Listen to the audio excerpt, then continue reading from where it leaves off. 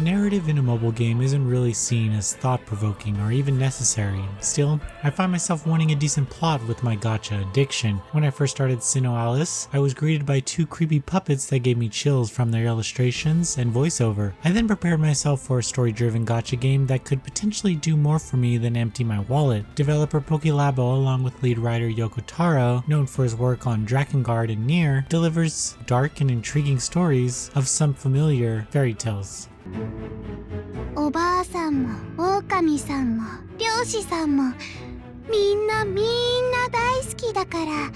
SINoALICE follows the intertwined stories of some characters from your childhood, such as Snow White or Little Red Riding Hood. Each of these characters resides within what is known as the library, which appears to be run by 2 nightmare-inducing puppets named Para and Noya. These characters all wish to have their authors revived, like Lewis Carroll, the author of Alice in Wonderland, for their own personal reasons. However, the catch is that they'll need to kill each other for this to happen. Throughout the game, you'll learn more about each fairy tale through character monologues, but these aren't the prettied up Disney versions. The monologues are well written and voice acted, and they provide a real feel for the depravity, depression, sadness, and anger that each fairy tale has gone through. Other acts and fairy tale characters will be released in future updates to dive more into their journeys and how they work together or tear each other apart. While a lot of the contemporary storytelling is rather vague, it fits well within the overall bleakness of the setting and even had me wanting to read the original stories of these characters. As great as it is to see the writing of SINoALICE shine, the same can't be said for the gameplay. Encounters have you face waves of enemies in some simple real-time combat by using a variety of weapons at your disposal. You'll also be paired with 4 other CPU-controlled fairy tales of actual players to help you along the way. The cool thing is there's a co-op system that allows anyone to hop into your battle at any time, and everyone gets the same rewards from the win.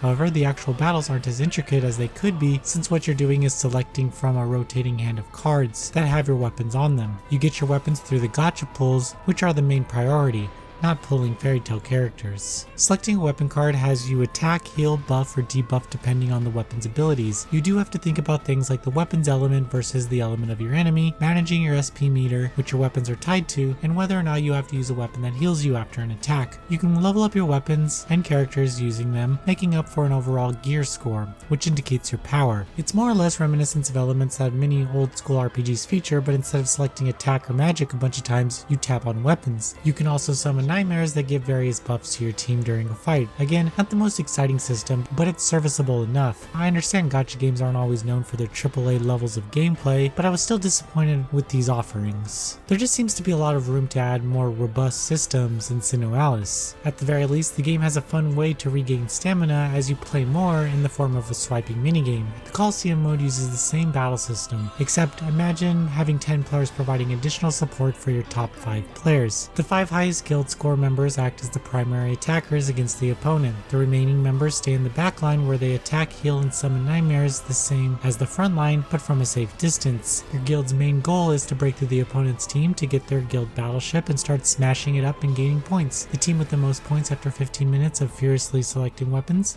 wins. At first it may seem like you're just mashing buttons, but you really have to be observant at what your team needs at almost every second. If you see one of your frontline guild members with low HP, you should be prepared to pump that person with healing immediately, or buff them with physical and magical defense. Also, during the fight, if your SP gauge runs out, you can quickly fill it up by jumping into a quick minigame of killing nightmare dolls. Because the battles are so long, you can actually plan out how to approach the entire fight with the rest of your team, thanks to the in-game chat, which is rare for a gacha PvP game. These battles can get intense, and I only wish the same level of intensity could have been brought towards the main campaign.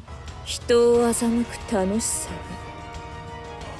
人を従える喜びにシンデレラは気づいてしまった。